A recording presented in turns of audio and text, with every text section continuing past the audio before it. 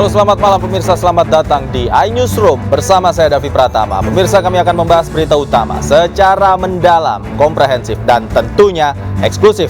Sebagai pembuka iNewsroom kali ini kami miliki informasi PDI Perjuangan batal mengumumkan jagoannya di pemilihan Gubernur Jakarta. Anies Baswedan yang santer dikabarkan akan diusung PDI Perjuangan tidak hadir di acara pengumuman bakal calon kepala daerah. Selanjutnya Provinsi Nusa Tenggara Timur, kami panggilkan Bapak Ansy akan merekomendasi. PDI Perjuangan menggelar pengumuman gelombang ketiga bakal calon kepala daerah yang akan bertarung di Pilkada serentak 2024. PDI Perjuangan mengumumkan 6 pasang bakal calon gubernur dan wakil gubernur yang diusungnya. Di antaranya paslon di Pilgub Sumatera Barat, Jawa Tengah, Banten, Gorontalo, Nusa Tenggara Timur, dan Kalimantan Utara. Namun, PDI Perjuangan yang sedianya akan mengumumkan jagoannya di pemilihan Gubernur Jakarta ternyata batal dilakukan. Sebelumnya ada sejumlah nama yang santer akan diusung oleh PDIP di Pilgub Jakarta. Di antaranya Anies Baswedan, Rano Karno, hingga Basuki Cahayapurnama. Perkenankanlah kami melaporkan bahwa jumlah total pasangan calon kepala daerah dan calon wakil kepala daerah yang telah diputuskan oleh Ibu Megawati Soekarno Putri dan diumumkan pada hari ini berasal dari 60 daerah. Tingkat provinsi sebanyak 6 provinsi, 38 kabupaten dan 16 kota. Selanjutnya dengan seizin Ibu Ketua Umum, kami akan umumkan calon gubernur dan calon wakil. Pemirsa, Airin Rahmidiani dan Ade Sumardi resmi maju di kontestasi pemilihan Gubernur Banten. Pasangan ini diusung PDI Perjuangan untuk berhadapan dengan duet Andra Soni Dimyati di Pilkada Banten. Kekurangan dan kelebihannya hanya ingin membangun di Provinsi Banten. Setelah sempat terancam batal maju, kader Partai Golkar Airin Rahmidiani akhirnya resmi berkontestasi di Pilkada Banten. Airin resmi diusung PDI Perjuangan dan berpasangan bersama kader PDI Perjuangan Ade Sumardi, Ketua PDIP Banten. Meski diusung PDI Perjuangan, Airin memastikan dirinya masih menjadi bagian dari Partai Golkar. Apapun itu, politik dinamis. Saya hanya berharap rumah yang selama ini saya tempati, walaupun dengan dinamika yang sangat luar biasa, bisa memahami keputusan yang saya ambil. Karena saat Partai Golkar 2 tahun yang lalu, bahkan mungkin 2 tahun lebih yang lalu, menugaskan saya dengan surat tugas. Sementara itu, Partai Golkar memastikan menarik dukungannya dari Airin. Namun Partai Golkar mengizinkan Airin maju di luar partai. Di Pilkada Banten, Airin Ade akan berhadapan dengan pasangan Andra Soni dan Dimyati. Keduanya diusung oleh partai-partai yang tergabung dalam koalisi Indonesia Maju, termasuk Partai Golkar. Tim Liputan iNews melaporkan. Pemirsa, Andika Perkasa dan Hendrar Prihadi resmi diusung oleh PDI Perjuangan maju di Pilkada Jawa Tengah. Rencananya besok pasangan bakal calon gubernur dan wakil gubernur ini mendaftarkan diri ke KPUD Jawa Tengah. PDI Perjuangan resmi mengumumkan mengusung Jenderal Purnawirawan Andika Perkasa menjadi calon gubernur Jawa Tengah. Sementara Hendrar Prihadi didapuk sebagai calon wakil gubernur Andika. Pengumuman tersebut dibacakan Sekjen PDI Perjuangan Hasto Kristianto di kantor DPP PDI Perjuangan. Andika dan Hendi menghadiri langsung agenda pengumuman bakal calon kepala daerah di DPP PDI Perjuangan. Mereka langsung berdiri saat Sekjen PDI Perjuangan menyebut namanya sebagai calon gubernur dan wakil gubernur yang diusung maju di Pilkada Jawa Tengah. Mereka naik ke atas panggung dan menerima surat rekomendasi secara langsung dari Ketua Umum PDI Perjuangan Megawati Soekarno Putri. Rencananya pasangan Andika Perkasa dan Hendrar Prihadi akan daftar sebagai calon kepala daerah Jawa Tengah Selasa besok. Ya, kami baru menerima surat rekomendasi, kami berdua, dan saya tahu kita ini baru tahu mungkin hanya beberapa waktu yang lalu, waktu itu jam, itu pun nggak jelas. Jadi saya terus terang baru akan mempelajari bersama Mas Hendy apa yang harus kita lakukan, prioritas, visi misi dan program. Gitu. Tapi visi misi yang udah disiapkan apa saja? Ya, secara umum ya intinya bahwa kita ingin melihat masyarakat Jawa Tengah itu satu, makaryo atau produktif. Yang kedua, mereka harus becik itu baik, benar, tapi juga kita harus manunggal. Karena apa? Karena apapun yang kita lakukan kalau tidak didukung oleh semua pemangku kepentingan dari level atas sampai dengan paling bawah masyarakat, ya mungkin akan sulit. Pak Jenderal berencana daftar tanggal berapa, Pak? Disampaikan Bu Mega banting pengkaji itu maknanya apa? Nah, kalau daftar dulu kita rencana besok daftar, jamnya masih belum kita tentukan. Pemirsa, dalam pidatonya, Ketua Umum PD Perjuangan Megawati Soekarno Putri menegaskan kader yang tidak nurut dengan arahannya lebih baik keluar. Menurutnya, jika ingin menjadi anggota partainya harus masuk secara lahir dan batin. Dinamika politik ini ini buat saya dialektika. Bung Karno mengajarkan pada saya dialektika. Jadi kita bisa lihat gitu. Terus nanti melihat aksi reaksi begitu kan. Nanti semuanya saya ajarin itu, siapa yang tidak mau nurut out gitu aja. Saya pusing karena mau ikut jadi PDI Perjuangan atau mau dompleng aja gitu loh. Saya nggak mau lagi.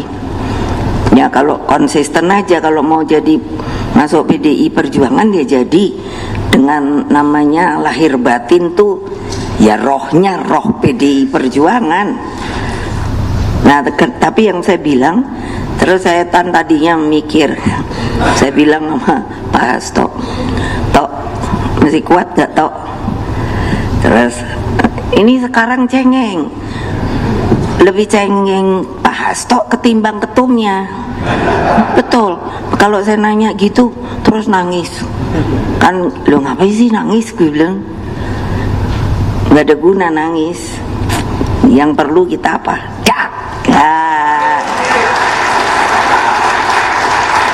Iya loh, buktinya akhirnya kan juga iya. Saya sendiri kaget kok. Yang tadinya saya pikir tinggal kita ini terkurung gitu, kan dikurung kan gitu. Waduh, saya bilang enak kok dikurung-kurung gitu yuk. Aduh, Indonesia ini lucu. Saya kemarin itu berkontemplasi sama bapak saya. Saya bilang, Pak, dulu tuh kayak apa sih kamu tuh? Saya aja udah ngap rasanya. Mosok namanya bangsa sendiri, kok kayaknya tanda kutip dimusuhi sama bangsa sendiri gitu loh. Kan lucu, tapi kan beliau pernah loh ngomong, kalau saya lebih mudah karena mengusir penjajah. Baca tuh bukunya Bung Karno. Tapi kalau kita nanti maka akan tanda kutip melawan bangsa sendiri. Saya baru ngerti, oh gini ya.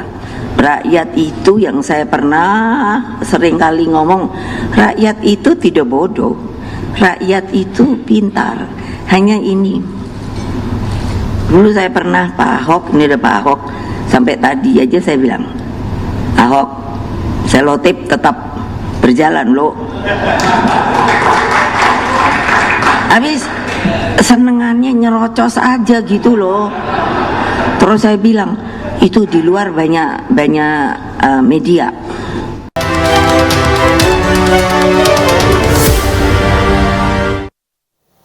Kembali di Newsroom, pemirsa, PDI Perjuangan belum mengumumkan jagoannya di Pilkada Jakarta. Bahkan nama Anies Baswedan yang sempat digadang-gadang akan dipasangkan dengan Rano Karno belum juga diumumkan.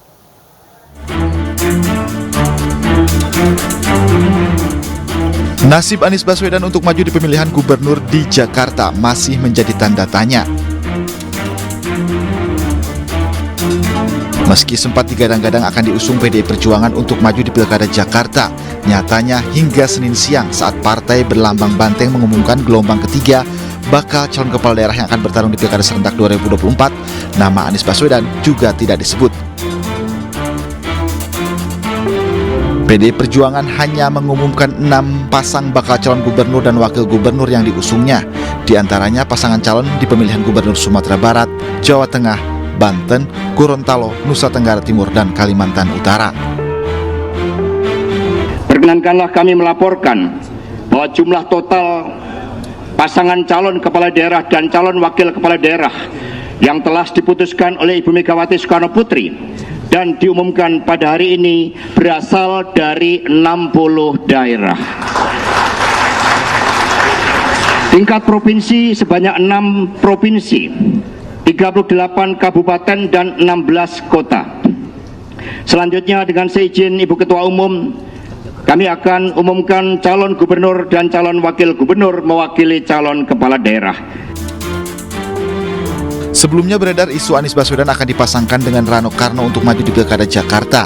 Namun belakangan beredar kabar pencalonan Anies di Jakarta batal.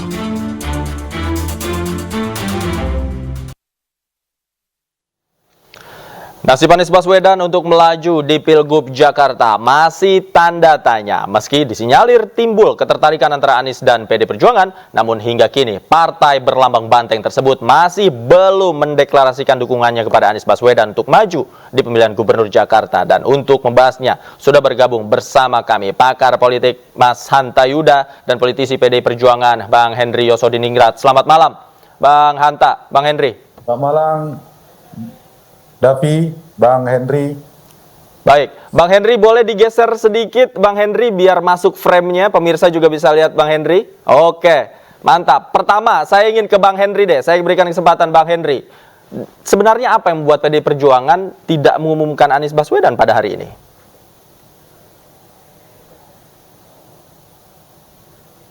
Bang Henry masih di mute audionya, boleh dibuka terlebih dahulu? Ya. PD Perjuangan ya, sebelum memutuskan untuk mengajukan calon di dalam pilkada, baik itu calon wali kota, calon bupati, calon gubernur, apalagi ya, itu didasari dengan pertimbangan yang matang ya. Pertimbangan yang matang itu ya selain kader juga sangat dipengaruhi oleh hasil survei mengenai elektabilitas, popularitas seseorang, ya.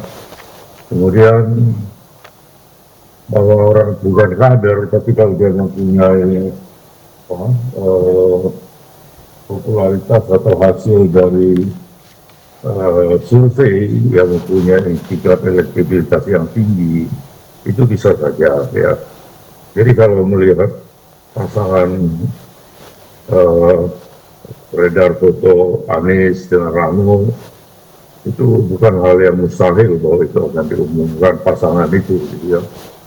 Itu aja untuk sementara.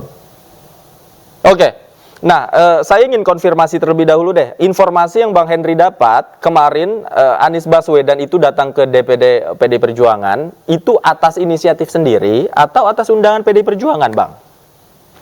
Gimana? Iya, kemarin Pak Anies kan datang ke DPD PDI Perjuangan, kantor PDI Perjuangan DKI Jakarta. Itu atas inisiatif Pak Anies atau atas undangan PDI Perjuangan, Bang? Saya ingin konfirmasi ke Abang. Saya nggak setahu sejauh yang saya ketahui, ya. Tidak ada undangan, ya. Oke. Sejauh yang saya ketahui itu, jadi terlepas dari atas undangan atau inisiatif, itu soal lainnya pasti bahwa beliau sudah datang ke DPP partai. Oke, tapi pengetahuan Bang Henry tidak ada undangan ya. Baik, saya ke Bang Hanta. Bang Hanta, dari kacamata Anda, analisis Anda, apa sebenarnya yang terjadi antara PD Perjuangan dan Mas Anies Baswedan? Ya, sebenarnya ini dua kekuatan politik kalau bersatu akan menjadi kekuatan yang sangat kuat, bahkan dahsyat sebenarnya. Tetapi tidak mudah menyatukan dua kekuatan ini.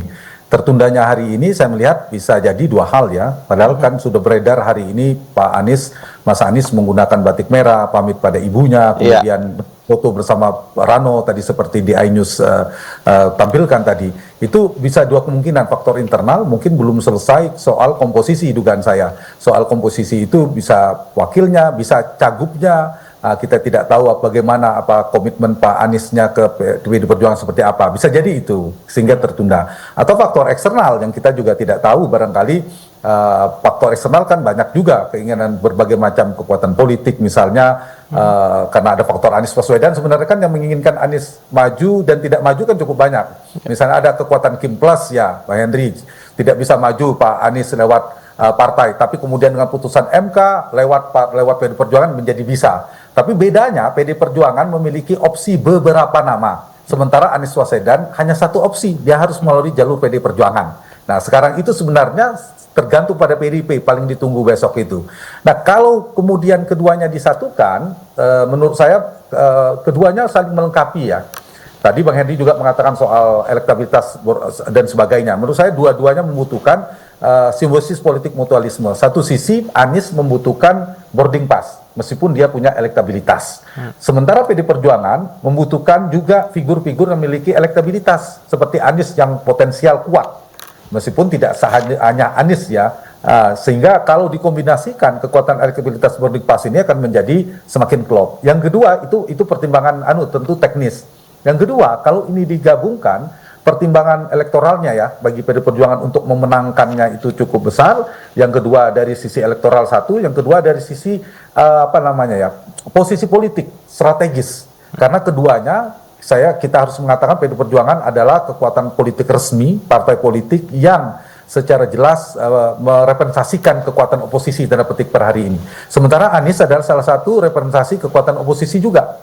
Nah kalau ini disatukan, dua kekuatan bersatu menjadi kuat untuk mengimbangi kekuatan Kim Plus yang di belakangnya juga kita tahu ada Pak Jokowi, ada Pak Prabowo yang mendukung Ridwan Kamil. Nah kalau ini kemudian muncul, kemudian kawin politik terjadi antara PDI Perjuangan dan Anies Baswedan, menurut saya akan menjadi kekuatan yang sangat kuat. Tapi kan kita tidak tahu dinamikanya. Belakangan sampai sore ke malam ini muncul nama Pak Mas Pramono Anung lagi belakangan. Nah ini ada faktor akseptabilitas yang penting juga ini.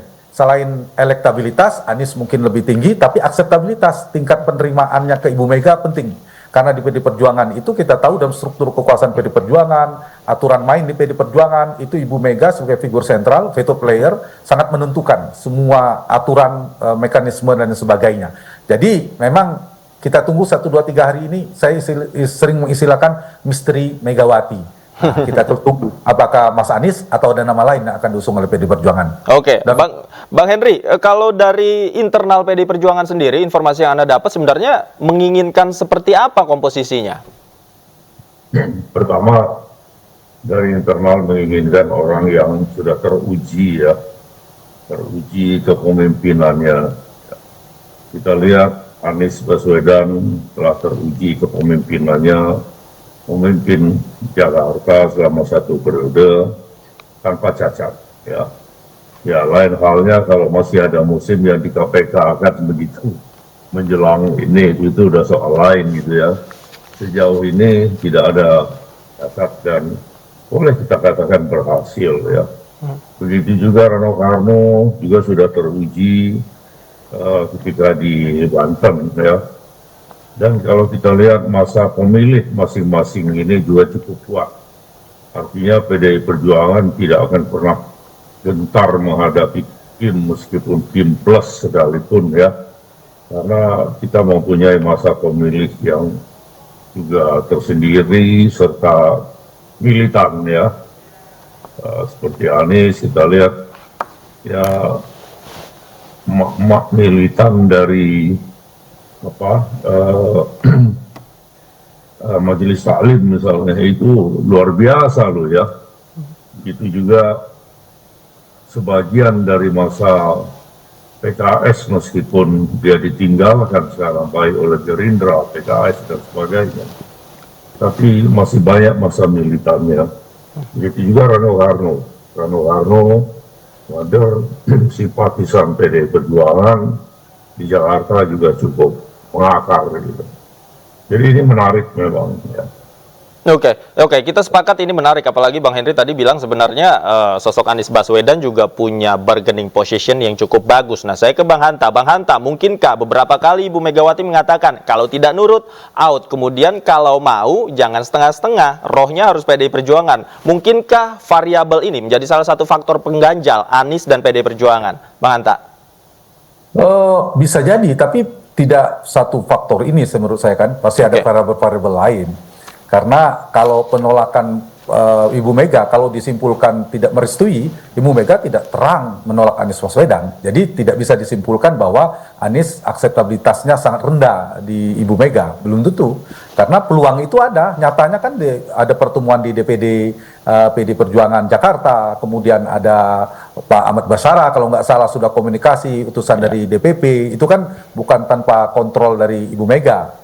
Artinya ada potensi peluang dari Ibu Mega. Tapi kalau misalnya dibandingkan dengan Pak Ahok, Pak Pram, ya tentu akseptabilitas Anies tidak lebih besar dari mereka. Tapi harus jujur, bertarung ini kan bukan sekedar, mohon maaf, yang cocok ideologi, yang itu, ini. Kan harus menang, sehebat apapun visinya, sehebat apapun misinya, sejalan apa ideologinya. Tapi kalau kalah bertarung kan nggak bisa menjalankan cita-cita politiknya. Nah, kalau bicara potensi kemenangan, memang Anies per hari ini yang paling potensial, yang paling bisa diandalkan, meskipun butuh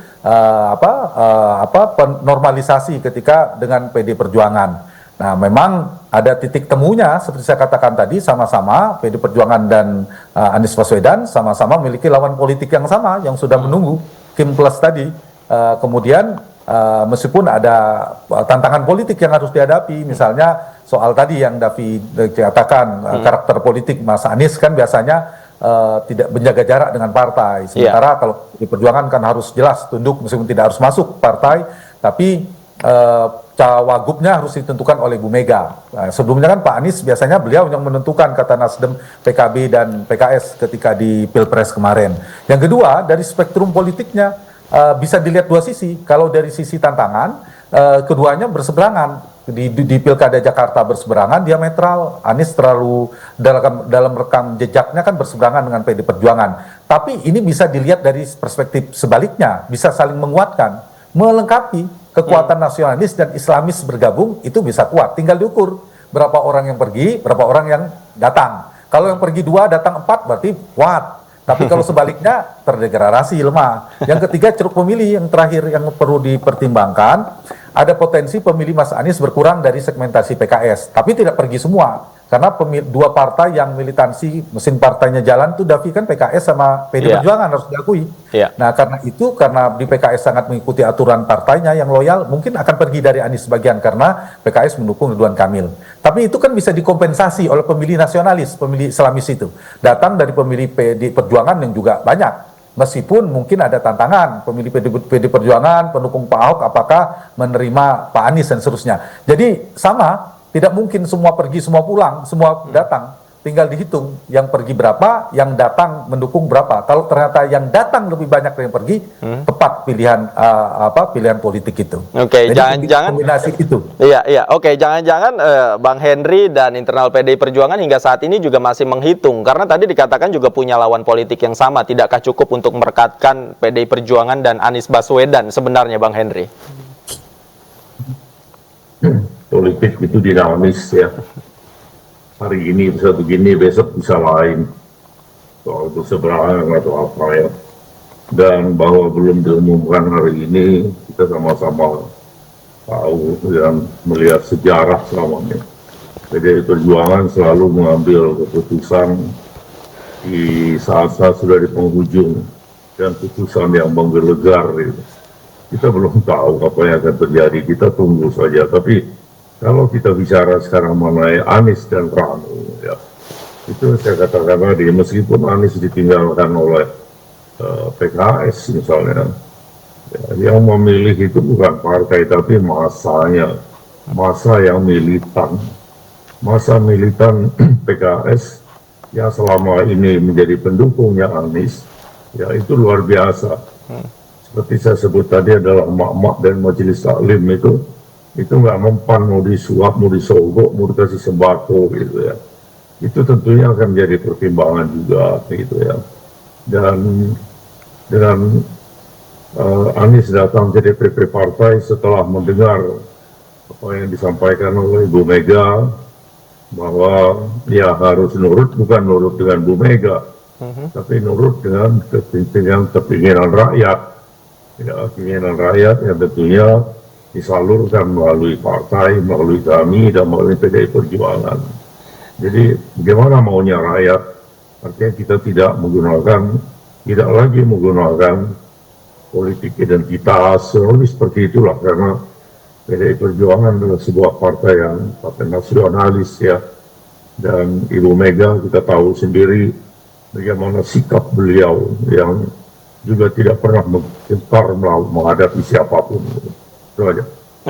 Oke, ini kalau dilihat dari pernyataannya Bang Henry kan sudah ada, kalau boleh kita tafsirkan sudah ada kecenderungan bahwa Anies memang memiliki spesifikasi dan kapasitas sendiri. Nah, saya ke Bang Hanta. Bang Hanta, kalau dari sisi konfigurasi antara nama-nama yang dimiliki PDI Perjuangan, ini kan bargaining PDI Perjuangan lebih besar daripada Anies, karena PDI mempunyai beberapa nama, Rano Karno, kemudian Pramono Anung, dan juga Basuki Cahayapurnama. Nah, dari konfigurasi, kira-kira yang pasangan yang memang paling tinggi nilai jualnya ini kalau dikonfigurasikan dengan siapa?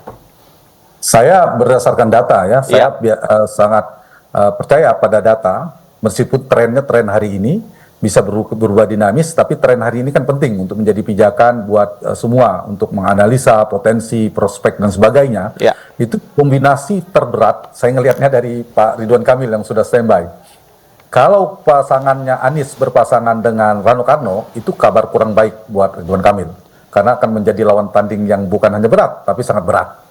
Yang kedua, yang agak sedang, kalau diusung PDI Perjuangan mungkin Pak Ahok, berdasarkan data kan, Ahok dengan Ridwan Kamil kan relatif agak imbang.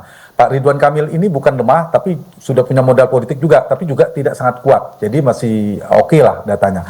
Tapi kalau yang dimajukan Pak Pramono Anung per data per hari ini, yaitu kabar baik buat Pak Ridwan Kamil, karena Pramono Anung tidak terlalu kuat elektabilitasnya. Jadi itu urutannya. Memang secara elektabilitas Anies yang paling kuat per hari ini. Apalagi kalau dipasangkan dengan Rano Karno, Sidul, anak Betawi kan. Ya, jadi semakin kuat kombinasi itu, dan itu akan menjadi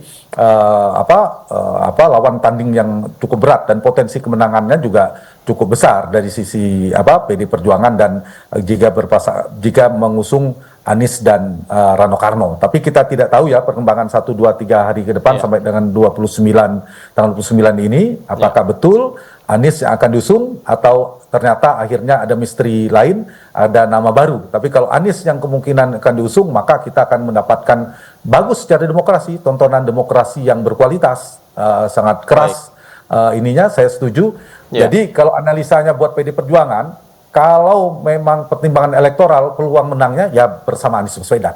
Oke, baik. Saya yakin juga pasangan Anies dan Rano Karno ini dipertimbangkan sangat matang oleh PDI Perjuangan dan menjadi perbincangan oleh elit PDI Perjuangan hingga malam hari ini. Kita lihat nanti ke depan konstelasi politiknya seperti apa, 1-2 hari seperti kata Bang Hanta. Terima kasih Bang Hanta Yuda sudah bergabung bersama kami. Bang Henry, terima kasih banyak sudah meluangkan waktu bersama kami di iNewsroom. Selamat malam, Bapak-bapak, sehat selalu.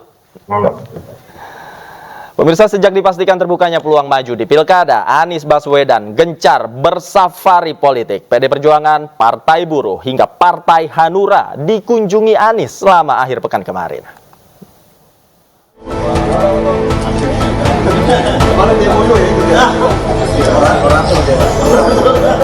Safari politik Anies dimulai dari kunjungannya ke DPD PDI Perjuangan. Kedatangan Anies disambut Wakil Sekretaris Bidang Internal Bambang Mujiono dan sejumlah petinggi DPD PDIP Jakarta. Kedatangan Anies diprediksi akan membuka kemungkinan PDIP mempertimbangkan nama Anies untuk maju di Pilgub Jakarta. Selain berkunjung ke PDI Perjuangan, Anies Baswedan menyambangi kantor pusat pemenangan Partai Buruh di kawasan Tebet, Jakarta Selatan, Minggu siang. Usai pertemuan, Said mengatakan Partai Buruh resmi mendukung Anies di Pilgub Jakarta 2024. Saya ingin sampaikan terima kasih bahwa Partai Buruh telah memberikan kepercayaan untuk kami meneruskan tugas di Jakarta. Walaupun seperti disampaikan tadi, semuanya masih dalam proses. Belum pada keputusan final, karena menunggu nanti keputusan dari partai yang besar yang secara jumlah membuat pemenuhan persyaratan 7,5% itu bisa dipenuhi. Selain bertemu Partai Buruh, mantan Gubernur DKI Jakarta Anies Baswedan juga menyambangi DPD Partai Hanura Jakarta Minggu sore.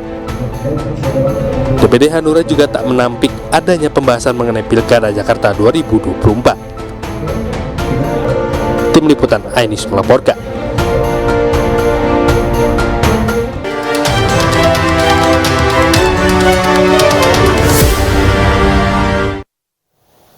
Kembali di Newsroom, pemirsa, isu putra bungsu Presiden Jokowi, Kaisang Pangarep dan sang istri Erina Gudono menaiki pesawat pribadi saat bepergian ke Amerika Serikat ramai diperbincangkan oleh warganet. Nama Erina pun menjadi trending topik di media sosial X.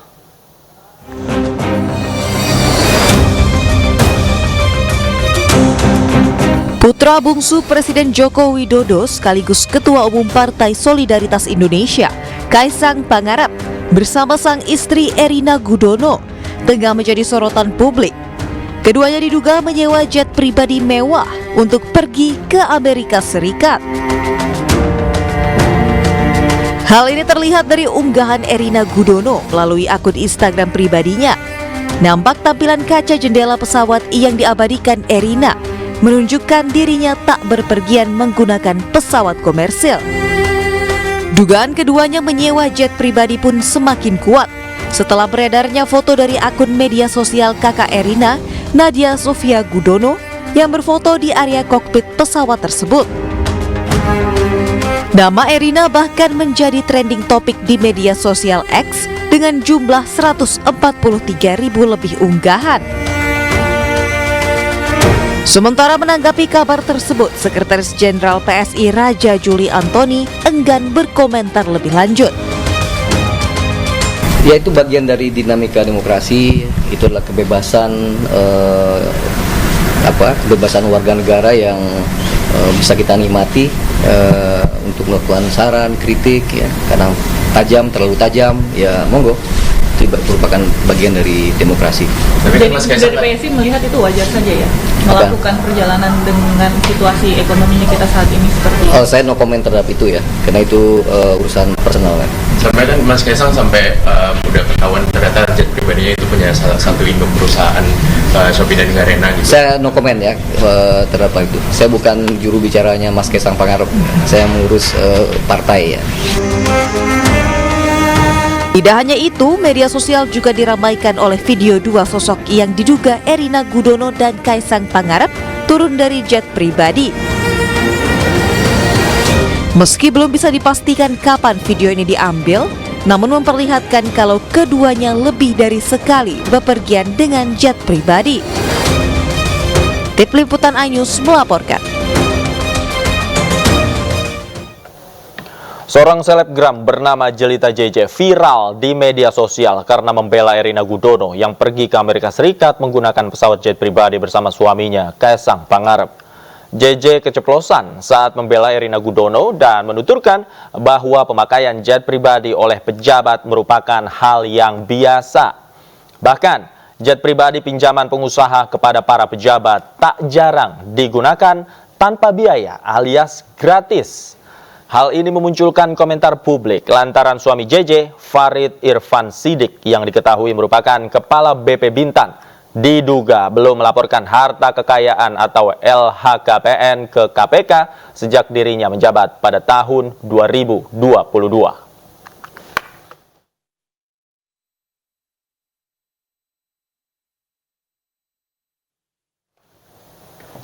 Ucapan selebgram Jelita JJ viral di media sosial menuai polemik lantaran mengungkap kebiasaan pejabat yang sering bepergian menggunakan jet pribadi hingga fasilitas dari pengusaha. Hal ini menjadi polemik lantaran suami JJ, Farid Irfan Siddiq, diketahui merupakan Kepala BP Bintan yang diduga belum melaporkan harta kekayaan ke KPK. Dan untuk mendalami hal itu, kami telah tergabung bersama dengan juru bicara KPK, Tessa Mahardika. Selamat malam, Mas Tessa.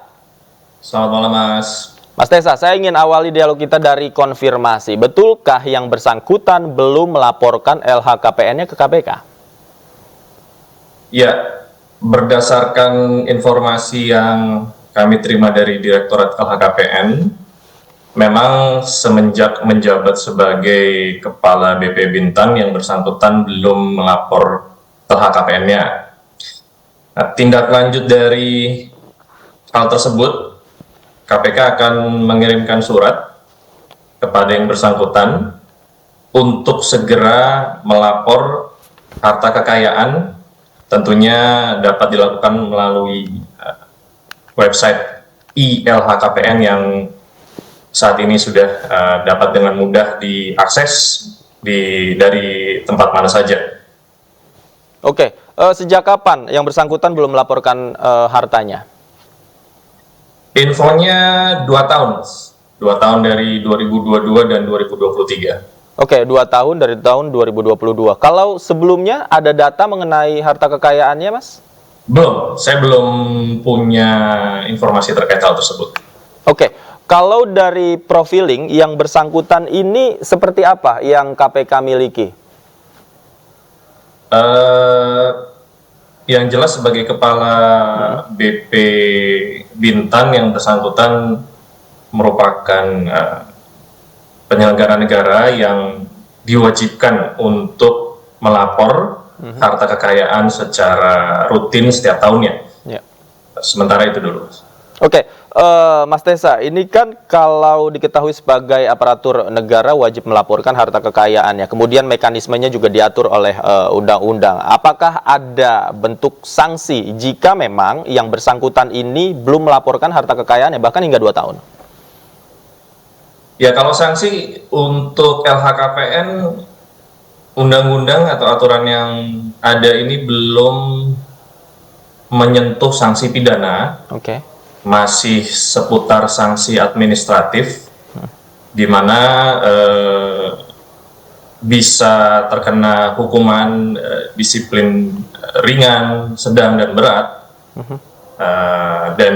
Itu mulai dari teguran lisan, teguran tertulis, sampai dengan pemberhentian dengan hormat tidak atas permintaan sendiri.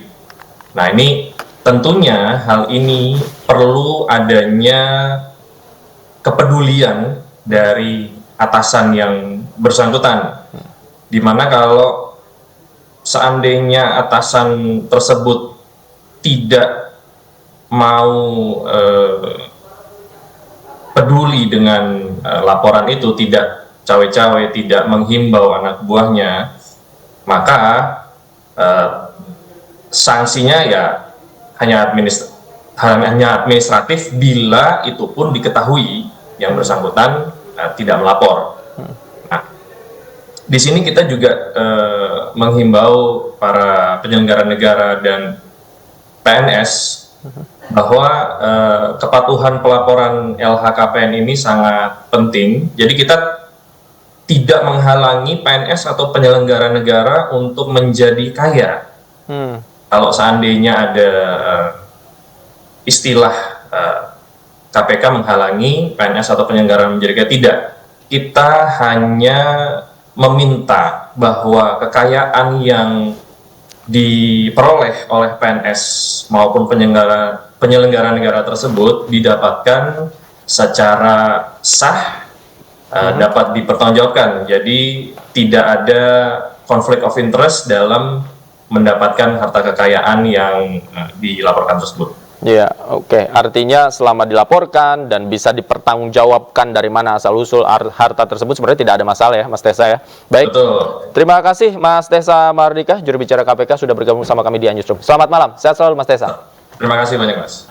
Pemirsa, kebakaran terjadi di lantai 4 gedung utama Rumah Sakit Pusat Pertamina Kebayoran Baru, Jakarta Selatan. Sejumlah pasien gawat darurat mulai dievakuasi keluar rumah sakit.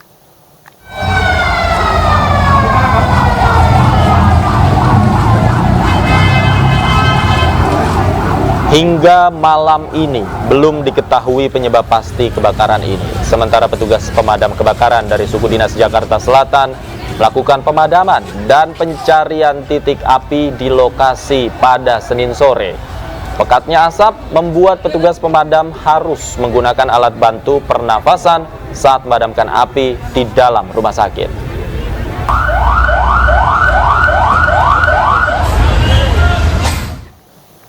Pemerintah Kabupaten Bogor kembali membongkar bangunan liar di kawasan Puncak Bogor, Jawa Barat. Pembongkaran ini pun diwarnai teriakan pedagang yang tidak terima kiosnya dibongkar.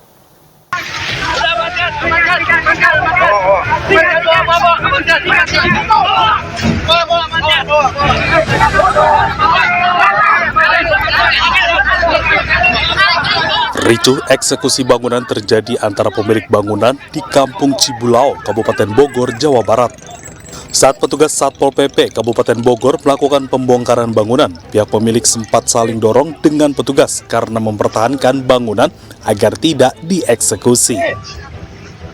Kalian penegak hukum. Kalian paham konstruksi hukum. Nanti bicara di sana aja. Pemilik bangunan mengklaim bahwa bangunan yang ia miliki sesuai aturan yang ada dan dilengkapi dengan surat-surat. Sementara itu, Satpol PP Kabupaten Bogor mengklaim telah melakukan pembongkaran untuk tahap kedua. Bulan Juni lalu, sekitar 300 kios diratakan oleh petugas. Dan untuk tahap kedua ini, ada sekitar 150 lebih lahan akan dibongkar. Jadi sekali lagi, 196 bangunan kita tata ke rest area, jelas status kepemilikan dan legalitas lebih bagus, lebih legalitas, lebih terjamin. Kemudian ada perlawanan dari acara Dr. Firdaus, katanya itu perlu disampaikan bahwa kami kemarin sudah melakukan dan menghadiri panggilan pun terhadap tuntutan Firdaus, Dr. Firdaus. Pengadilan pun sudah memerintahkan kepada tim pengacara untuk mencabut gugatannya. Akibat kejadian ini, kawasan wisata Puncak mengalami kemacetan yang cukup panjang.